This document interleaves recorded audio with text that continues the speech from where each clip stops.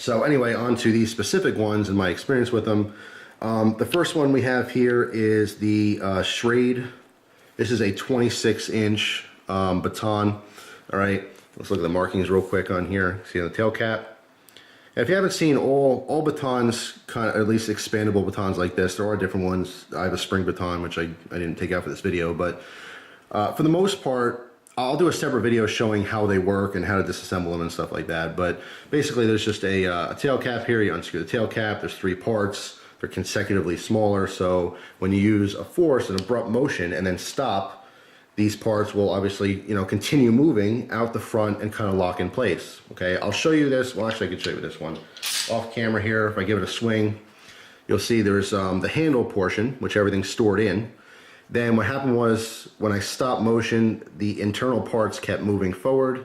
The second bar here, which is smaller in diameter, obviously, so it can pass that hole, came out. That stopped, and then the third piece, it was inside, obviously even a smaller diameter, kept moving forward until it kind of locked in position. You can see the tip on here.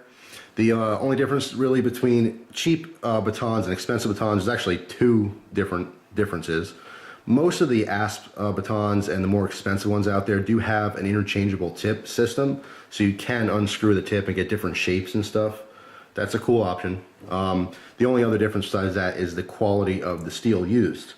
With the Schrade and Smith & Wesson ones, it's still a very good quality steel. It is heat treated, okay? Sometimes you'll get like a super cheap, no-name Chinese baton, and the steel is not heat treated. Those are the only ones you could have issues with, where they could bend or snap or have problems, okay?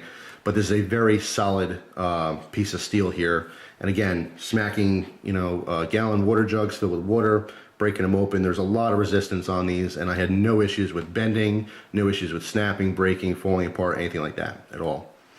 So anyway, that's what it looks like.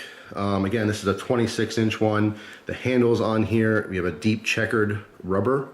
Okay, it offers some grip, not quite as good as this one, which I'll talk about in a second. Aesthetically, I like it more, just simple diamond pattern. But really, really nice baton. All right, for the money, especially. You're not gonna spend more than 40 bucks on these. If you look around, you can find it for 20.